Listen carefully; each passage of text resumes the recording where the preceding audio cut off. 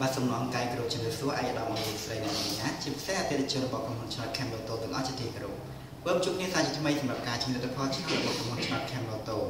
បាទថ្ងៃនេះគឺជាការជំនឿផលឆ្នោតលើកទី469ដែលរង្វាន់ជ័យផលសម្រាប់ឆ្នោត Lotto Lucky 636គឺការឡើងរហូតដល់71លាន711,540រៀលបាទលើនេះមកខាងពេលយូរយើងចាប់ដើមចេញលទ្ធផលតែម្ដងជាដំបូងគឺយើងធ្វើការចេញលទ្ធផលឆ្នោត File បាទសូមត្រៀម1 2 3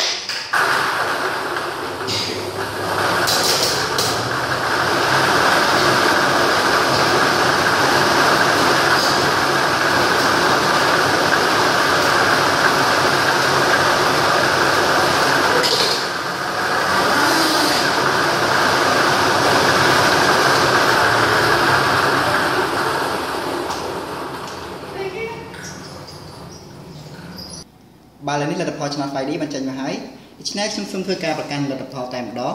តែក្របពីងប៉ុងទី1គឺមានលេខ0ក្របពីងប៉ុងទី2គឺមានលេខ0ក្របពីងប៉ុងទី3គឺមានលេខ4ក្របពីងប៉ុងទី4គឺមានលេខ7និងក្របពីងប៉ុងទី5គឺមានលេខ7បាទសូមបញ្ជាក់ម្ដងទៀតតែក្របពីងប៉ុងទី1គឺមានលេខ0ក្របពីងប៉ុងទី2គឺមានលេខ0ក្របពីងប៉ុងទី3គឺមានលេខ4ក្របពីងប៉ុងទី4គឺមានលេខ7និងក្របពីងប៉ុងទី5គឺមានលេខ7បាទឥឡូវនេះឈានទៅដល់ការជិះលទ្ធផលឆ្នោត Lotto Lucky 636វិញម្ដងបាទសូមត្រៀម1 2 3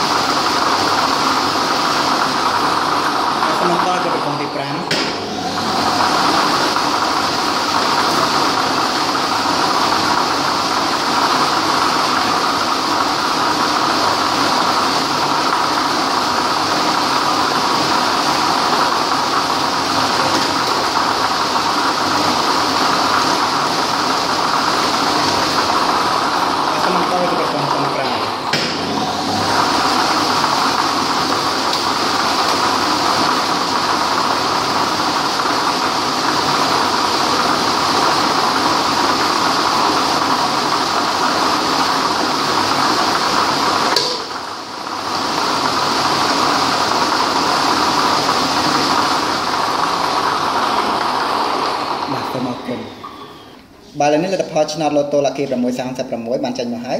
ដូច្នេះខ្ញុំសូមធ្វើការប្រកាន់លទ្ធផលតែម្ដងដែលក្របពីងប៉ុងទី1គឺមានលេខ3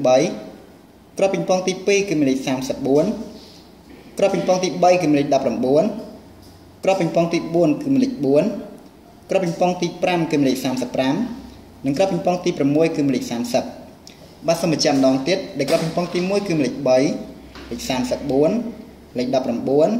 លេខ4លេខ35និងលេខ